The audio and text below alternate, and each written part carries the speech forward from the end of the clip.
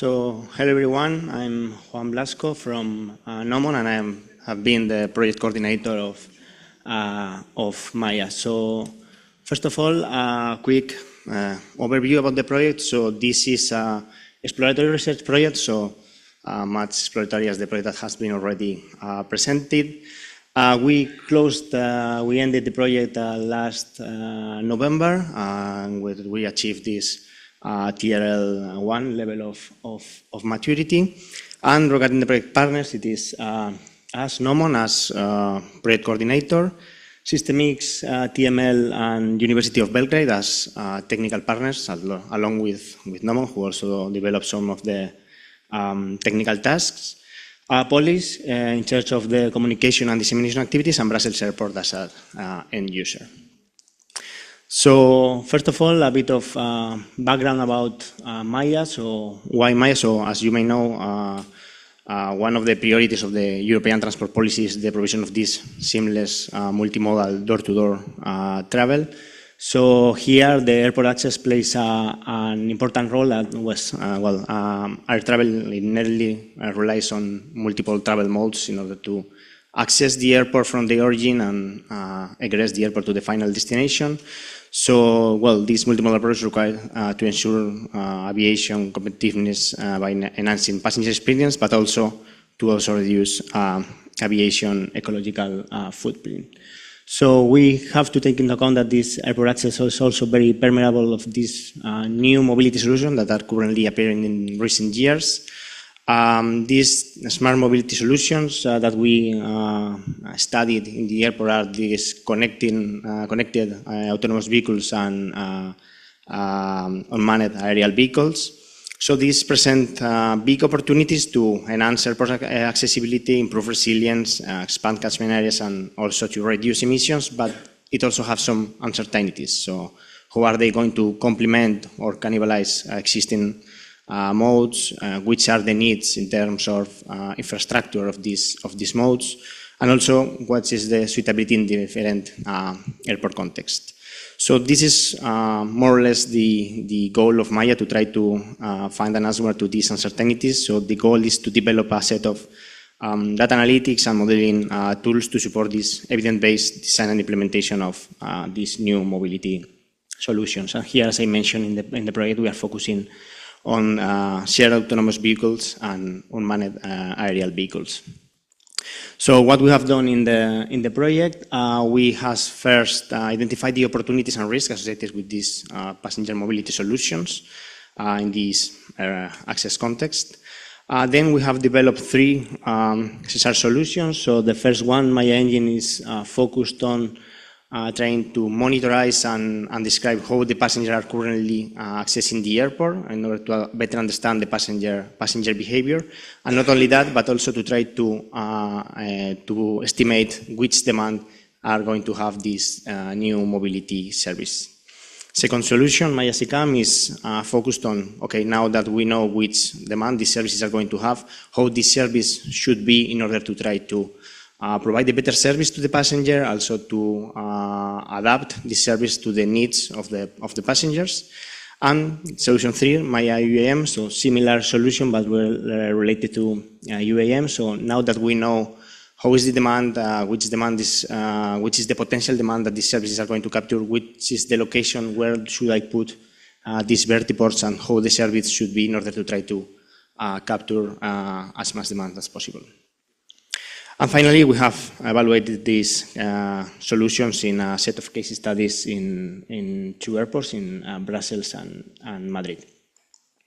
So I'm going to start with the problem definition. So as I mentioned, the first test was to identify these challenges associated with these mobility services related to this airport context. In this regard, what we do a literature review, desk research. We also perform a Delphi poll and several workshops and bilateral interviews with end users and experts in the topic. With that, we develop some main challenges, some opportunities and risks for UAM and SICAM services.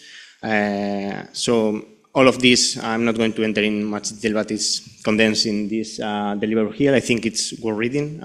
It includes all the results and all the conclusions that we achieved from this discussion with several stakeholders involved. So this was the first step. From that, we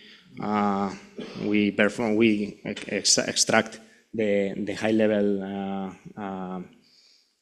for the solutions that we are developing the project. So the first one is the MAIA engine. So as I mentioned, this idea of this solution is to provide a tool that is able to understand and describe the passenger behavior, and not only that, also to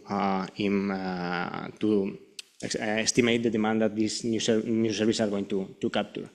So the first thing that we do is to develop this tool for monitoring the airport demand. This is the example that we performed in the case study in Madrid, where using mobile network data, we extract the demand of the passengers accessing the Madrid airport. So first image is the city of Madrid. We can see most of demand coming from the city center, also from the financial area a bit up, and then some locations located near the airport. Second one is more community of Madrid, more province level. So we can see that most of the demand is coming from the model cities, 62%, but also areas nearby also have quite demand.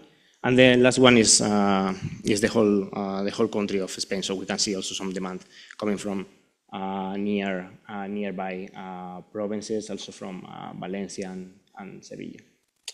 So as I mentioned, these tools were not only useful for monitoring the airport demand, but also for estimating this UAM and CCAM demand. So in this example, I'm presenting the results from Brussels Airport, in which using passenger service from Brussels, we developed the risk choice model, able to anticipate which demand these services were going to capture. And these are an example for UAM, where we can see that most of the demand is coming from taxi. At the end, they share some similar properties. They are fast. They are more expensive.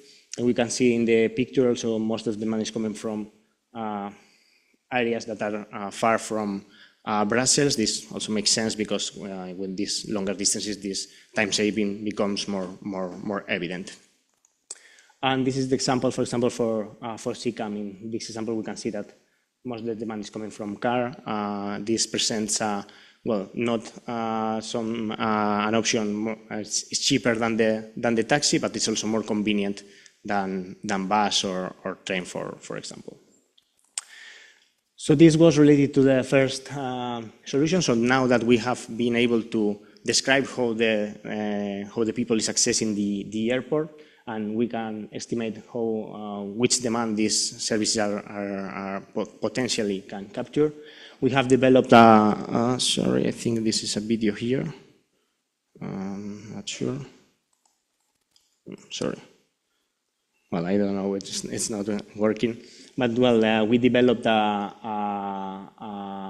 model that is able to simulate this passenger. It's going to, given a set of inputs, it's going to analyze the demand. It's going to set different KPIs in order to see how the system is working, which impact it has in this passenger, but also the impact that it has in the operator. So here is an example for the application to Brussels. So which kind of indicators we can extract with this tool? For example, the level of the fleet in order to reduce, to find a minimum rejection rate. Here, for example, we can play the image on the right. It's the area of Brussels, and the other, for example, the M is Mechelen, the I it's Antwerp, and the L is Leuven. So we can see if we add different areas, how it's going to impact the service, how it's going to impact the passengers, the rejections, the waiting time for the passengers, this kind of aspects. So this helps to see how our management actions is going to impact both passengers and the service. And then a similar solution related to UAM. So basically, we have developed a tool that, based on this based on this demand, is going to optimize the demand in order to try to find the optimal location for vertiports. So the first thing that University of Belgrade did was this vertiport sizing and capacity tool. So based on the available space and the set of inputs, combination of that is going to provide the capacity and also the cost of the vertiport. The tool is open source. You can access from this website. And then what we do is to apply this optimization framework to the Madrid case study.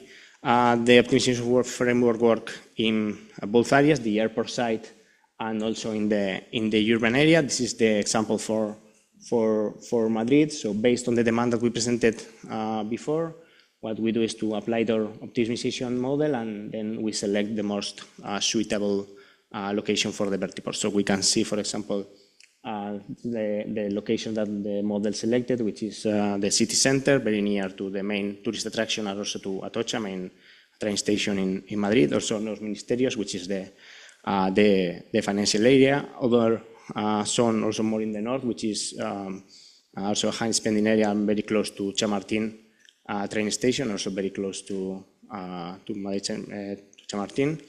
Then Las Rozas, also a high spending area, and then two areas in the south, capturing the demand coming from the south, and two in the east, capturing the demand coming from this area. And from that we can play like many scenarios. For example, we play with different, assuming that we capture different share of demand, and then you can simulate which profit is going to it's going to have. So, well, this is everything from my side. As a summary, we developed 3 different solutions, which the objective of see how these new services are going to expect it, and how we should it be planned to both meet the passenger expectations and passenger behavior, but also to try to provide the operator a tool to try to maximize their profit or the way to manage the service. So thank you very much.